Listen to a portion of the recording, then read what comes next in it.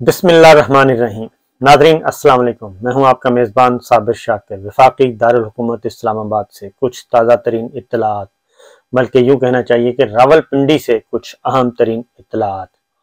एक press conference की गई जिसकी बाज़गश्त अभी तक सुनाई दे रही है, और वो प्रेस कॉन्फ्रेंस का जो कंटेंट था, मंदरजात थे, वो बिल्कुल हक़ाइक़ के बरअक्स थे। उनका हकीकत की दुनिया से दूर दूर तक भी वास्ता नहीं था। DGISPR major general Babar Iftikhar और DGISI lieutenant general Nadeem Anjum, दोनों साहिबान ने ये प्रेस कॉन्फ्रेंस की। और जो मुझे याद पड़ता है कि पाकिस्तान की तारीख में शायद ये पहला मौका था कि DGISI को प्रेस कॉन्फ्रेंस करना पड़ी और उनको खुद आकर अपना मौक़िफ़ और अपना बयानिया और अपनी सफाइयाँ देना पड़ी। ये एक बिल्कुल डिफरेंट चीज़ थी, और अभी तक इमरान खान साहब ने भी अभी तक उसका कोई जवाब नहीं दिया, खुलकर जवाब नहीं दिया। क्योंकि वजह क्या है? वजह यह है कि हमें पाक फौज की इज्जत अजीज है, हमें पाक फौज की इज्जत अजीज है। पाक फौज के जवान और अफसर, उनकी इज्जतें हमें अजीज हैं, और जो शुहदा, जो शहीद होते हैं, अपना खून देते हैं, अपनी जानें कुर्बान कर देते हैं, हमें उनकी इज्जत अजीज है, क्योंकि वो हमारे हैं, हम उनके हैं। और दिफाए वतन के लिए वो अपनी जानें दिन रात कुर्बान कर रहे हैं, और गाजर और मूली की तरह वो ज़िबा हो रहे हैं, उनको काटा जा रहा है। हमारे इंतहाई बच्चे, हमारे नौजवान बच्चे जो हैं, वो कैप्टन, लेफ्टिनेंट, मेजर, सिपाही, हवलदार, लांस नायक, पाक फिजाइया के, पाक बहरिया के, बर्री अफवाज के, सब के सब इंटेलिजेंस इदारों के कुर्बानियां दे रहे हैं। और उन्होंने पिछले 20 सालों में खास तौर पे दहशतगर्दी के खिलाफ जंग में जो पराई जंग मुसल्लत की, एक जर्नैल ने, ये जंग एक जर्नैल के गलत फैसले की वजह से हुई, army chief general Pervez Musharraf की वजह से। लेकिन उस पे पूरे पाकिस्तान ने बेदरेग कुर्बानियां दी और अपनी सरजमीन को अपना लहू से सैराब किया, अपने खून से सैराब किया। ये था परवेज मुशर्रफ साहब का गलत फैसला, गलत स्ट्रेटेजी, वन मैन शो। क्योंकि 12 अक्टूबर 99 हो चुका था, और उसके बाद ये सब सारा अजाब मुसल्लत हुआ। क्योंकि ये कहा गया प्रेस कॉन्फ्रेंस में कि फौज का सियासत से कोई ताल्लुक नहीं है, फौज का सियासत से कोई ताल्लुक नहीं है। इमरान खान पे इल्जामात लगाए गए, बहुत कुछ कहा गया, फितना कहा गया, फसाद कहा गया। फौज का सियासत से ताल्लुक नहीं है, सारी की सारी गुफ्तगू सियासत से मुताल्लिक थी। तो मसला क्या है? फौज वाकई सियासत में मुदाखलत नहीं करती। फौज क्या है? फौज है लाखों जो हमारे फौजी जवान, अफसर, नीचे से लेके ऊपर तक, उसको वो पूरा फौज है, पूरी फौज है। तो पूरी फौज कभी भी सियासत में मुलव्वस नहीं होती। फौज बिल्कुल सियासत से दूर रहती है। हमारे अफसर, हमारे जवान सियासत से कोसों दूर रहते हैं, वो बिल्कुल मुदाखलत नहीं करते। वो अपनी जानें कुर्बान कर रहे होते हैं, वो पाक फिजाइया के हों, पाक बहरिया के हों, वो बर्री अफवाज के हों, वो अपनी जानें कुर्बान कर रहे होते हैं और वतन की जोग्राफियाई हदूद की हिफाजत कर रहे होते हैं। तो ये एक फैक्चुअल चीज़ है। इसीलिए पाकिस्तान के अवाम जो है अपनी फ़ौज से प्यार करते हैं, और पाकिस्तान के फ़ौजी जवान अफसर अपने अवाम से प्यार करते हैं। वो कभी आमने सामने नहीं हुए। 1977 में बड़ी कोशिश की जुल्फ़िकार अली भुट्टो मरहूम ने कि सामने लाया जाए, तो फौजी जवानों ने, फौजी अफसरों ने गोली चलाने से इनकार कर दिया था कि हम अपने अवाम पे गोली नहीं चलाते। तो ये था एक्चुअल सूरत हाल। लेकिन क्या अब भी उसके बाद आप जनरल अयूब खान को ले लें, सिकंदर मिर्जा को ले लें, याह्या खान को ले लें, जनरल ज़ियाउल हक मरहूम को ले लें, सब के सब ये गवाह हैं। और पाकिस्तान पे रूल किया है इन जर्नैलों ने। किस किस ने रूल किया है? अयूब खान साहब ने किया है। जनरल अयूब खान साहब ने 11 साल रहे, 11 साल वो रहे। 11 साल के बाद वो याहिया खान को इक़्तिदार दे के गए, वो भी शामिल कर लें तो 58 में वो आए, 58 में आए और उस मार्शल्ला का जो रिजल्ट निकला, उस मार्शल्ला का रिजल्ट निकला 71 में पाकिस्तान 2 लख्त हुआ। अयूब खान साहब के ज़माने में वो सिलसिला शुरू हुआ और याहिया खान के ज़माने में वो ख़त्म हुआ और पाकिस्तान की सियासत में मुलव्वस रहे। ये है तारीख हमारी। और कितने साल बन गए? 58 से 68, 10 साल और 13 साल का इक़्तिदार, बल्कि 13 साल से भी आगे। 71 दिसंबर के बाद भी याहिया खान ने कंटिन्यू किया। 72 में 72 तक याहिया खान रहे, तो 14 साल का ये था। उसके बाद 72, 73 में हमारा कॉन्स्टिट्यूशन आता है। 74 में फिर मार्शल्ला लगा दिया जाता है, क्योंकि सियासत में जनरल ज़िया साहब आ गए और 11 साल फिर उसमें ऐड कर लें। 11 साल वो और 14 साल वो, 25 साल ये हो गए। उसके बाद 88 और उसके बाद भी वो ज़ियाउल हक साहब ऐसी आइन में तरामीम करके गए, वो जितने भी उन्होंने काम किए थे वो आइन का हिस्सा बना के चले गए। और उसके बाद भी हमारे सियासी निज़ाम पे जो कंट्रोल रहा वो एस्टेब्लिशमेंट का रहा। उसके बाद सदर इसाक खान साहब आए, उन्होंने 2 दफ़ा असम्बली तोड़ी। उसके बाद फारूक लगारी साहब आए, उन्होंने असम्बली तोड़ी 1 दफ़ा।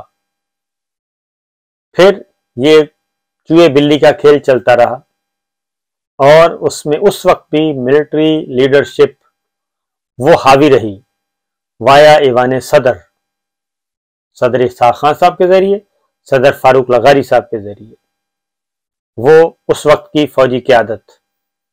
तो ये है मामला। उसके बाद फिर परवेज मुशर्रफ साहब आ जाते हैं, 2/3 अक्सरियत, उनको बरतरफ कर दिया। नवाज शरीफ साहब की गलती, बहुत बड़ी गलती की।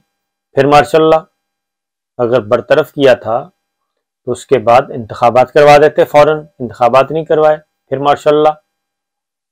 और उसके बाद फिर पूरे 10 साल 99 में आए और 2008 में गए, 9 साल का वो मार्शल्ला। उसके बाद भी फिर यही कुछ हुआ। हम सियासत में मुदाखलत नहीं करते, फौज सियासत में। फिर हर तीसरे दिन कह दिया जाता है कि माजी में गलतियां हुई। तो ये तो जनरल बाजवा साहब ने पहले दिन से कह दिया था, पहली ब्रीफिंग में ही उन्होंने कहा था आज से 5 साल पहले कि गलतियां हुई, आज के बाद फौज सियासत में मुदाखलत नहीं करेगी, फौज दूर रहेगी। तो फौज तो हमेशा सियासत से दूर रही है। असल मसला होता है आर्मी चीफ का, आर्मी चीफ का। और अब तक कई आर्मी चीफ आए, लेकिन उनमें से कितने हैं जो जिन्होंने सियासत में बेदरेग मुदाखलत की, सियासत में हिस्सा लिया, सियासत का हिस्सा बने, जो बराह रास्त बने। जनरल वहीद काकड़ साहब, जनरल आसिफ नवाज जंजुआ साहब, जनरल राहील शरीफ साहब की कितनी इज्जत है, सोचें जरा। जनरल राहील शरीफ साहब की क्यों इज्जत है कि वो आए, 3 साल अपना काम किया, चले गए। जनरल जहांगीर करामत साहब, वो भी इज्जत से आए और इज्जत से चले गए। और जनरल आरिफ, उनको देख लें। तो ये क्या वजह है कि हमेशा जो तनकीद का निशाना बनते हैं, वो तनाज़ा बनते हैं, वो आर्मी चीफ ही बनते हैं। Chairman joint chief of staff committee वो क्यों नहीं बनते? पाक फिजाइया के सरबराह क्यों नहीं बनते? पाक बहरिया के सरबराह पे इल्ज़ाम क्यों नहीं लगता? Chairman joint chief of staff committee पे इल्ज़ाम क्यों नहीं लगता? इसलिए कि वो वाक़तन सियासत से दूर होते हैं। लेकिन हमारे जो आर्मी चीफ हैं वो, जो मैंने बता दिया, general Ayub Khan, general Yahya Khan, general Ziaul Haq और जनरल मुशर्रफ। और अब पिछले दिनों में तो पिछले 5-6 साल से तो हाइब्रिड सिस्टम है, हाइब्रिड निज़ाम है। वो बड़ी मुश्किल से पिछली पार्लियामान जो है उसने मुद्दत पूरी की, लेकिन वजीर आज़म उसमें भी गिलानी साहब और उसके बाद फिर राजा परवेज अशरफ, पार्लियामान ने मुद्दत पूरी की, लेकिन 2 वजीर आज़म तब्दील हुए। और उससे पहले शौकत अजीज साहब और आए 5 साल की पार्लियामान, शौकत अजीज साहब, चौधरी शुजात साहब और उससे पहले मीर ज़फ़रुल्लाह खान जमाली साहब, ये रहे, ये सारा कुछ। और परवेज़ मुशर्रफ साहब करते थे ये, क्योंकि उनके पास ताकत थी। तो इसलिए ये कह देना कि जी अब हम नहीं कर रहे, ये भी दुरुस्त नहीं है। क्योंकि अब जरा अब की बात कर लेते हैं, तो फिर ये सारा कुछ क्या हो रहा था, ये सारा जो ड्राइंग रूम में सारी पॉलिटिक्स चल रही थी, ये किस लिए चल रही थी? बुज़दार साहब को कौन हटाना चाहता था? बुज़दार साहब को हटाने के लिए लॉबिंग कौन कर रहा था? अलीम खान को वजीर आला पंजाब बनवाना था, मलिक अहमद खान साहब को वजीर आला पंजाब बनवाना था, सुबह खैबर पख्तूनख्वा के वजीर आला को तब्दील करवाना था, आतिफ खान साहब से मुलाकात किसकी हुई? ये सब कुछ फिर कौन कर रहा था? अब शहबाज शरीफ साहब, ये सारे का सारा तहरीक आदम इत्तेमाद के पीछे कौन है? क्योंकि सारे जानते हैं, जब ये सारा कुछ पता है, रोजे रोशन की तरह आया है। वो जो सामने हमारे जर्नलिस्ट भाई बैठे थे, वो घुघू घोड़े तो नहीं थे, उन सबको पता था। और बाद में वो हंसते रहे हैं, कि जनाब क्या शानदार प्रेस कॉन्फ्रेंस थी। यानी 90% वो पॉलिटिक्स पे थी, लेकिन हम पॉलिटिक्स में नहीं है। ये कहाँ की, ये कैसी सियासत है? यही तो असल सियासत। तो बल्कि खुद जानब बाजवा साहब तो खुद कहते हैं कि मेरा 40 साल का तजर्बा है सियासत का। वो खुद कहते हैं मेरा 40 साल का तजर्बा है। ये सारे ये कहते हैं, खान साहब, इमरान खान साहब कहते हैं वो कहते हैं 22 साल 25 साल का तजर्बा है, मैं कहता हूँ मेरा 40 साल का तजर्बा है। ये उनके अपने अल्फाज हैं। तो इसलिए अगर इदारे अपना अपना काम करें और आईने पाकिस्तान को तस्लीम कर लें कि आईने पाकिस्तान ही सुप्रीम है और इसके मुताबिक चलना है, क्या वजह है कि हमारे पड़ोसी मुल्क में चीज़ें सेट हैं? बांग्लादेश जो हमसे बाद में हमसे ही अलहदा हुआ, बल्कि हमने अलहदा किया, वो बिल्कुल उसकी इकोनॉमी सेट हो चुकी है, वो बेहतरीन जा रहा है। उन्होंने फिर सख्त फैसले किए मिलिट्री इंटरवीन को रोकने के लिए। हसीना वारिद ने फिर सख्त से सख्त तरीन फैसले किए, बड़े तकलीफ दे थे, हमारे लिए भी तकलीफ दे हैं, लेकिन उसने किए। और यही कुछ भारत जो है वो क्यों हमारा मजाक उड़ा रहा है आजकल, भारत का मीडिया क्यों ठट्ठे उड़ा रहा है। और हमें आप ये देखें आपकी हालत कहां तक पहुंच गई है कि अब इंडियन वो जो पाकिस्तान को गालियां देते थे और हम उसका जवाब देते थे, अब उनके गुफ्तगुएं आप अपने हक में इस्तेमाल कर रहे हैं। ये है सूरत हाल। तो इस तरह नहीं चलता होता। इसलिए मेरा ख्याल है कि हमें सबको अपने अपने गिरेबानों में झांकना चाहिए। और जब तक हम आईने पाकिस्तान के तहत पाक फौज, मैं कह रहा हूं कि फौज 7-8 लाख की फौज ये काम नहीं करती। उनको तो बेचारों को पता ही नहीं होता कि हो क्या रहा है। वो तो सिर्फ अपनी खून की कुर्बानियां दे रहे होते हैं, नहा रहे होते हैं, नहला रहे होते हैं पाकिस्तान की धरती को खून से। उनको क्या पता। और उन्होंने पीछे पलट के भी नहीं देखते। शोहदा की फैमिलियों को उनका हिम्मत देखें, हौसला देखें। वो एक लख्ते जिगर जाता है, वो कहते हैं दूसरा बेटा भी मेरा वतन पे कुर्बान होगा।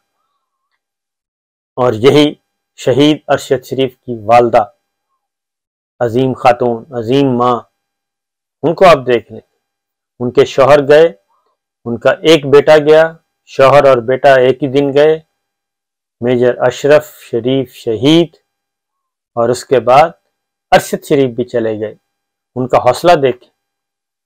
और इसीलिए अब वो अपने इंसाफ के हसूल के लिए शहीद अरशद शरीफ की वालदा ने खुद मैदान में निकलने का ऐलान किया है कि मैं अपने बेटे के खून को रायगा नहीं जाने दूंगी और इंसाफ के हसूल के लिए मैं खुद सड़कों पे निकलूंगी।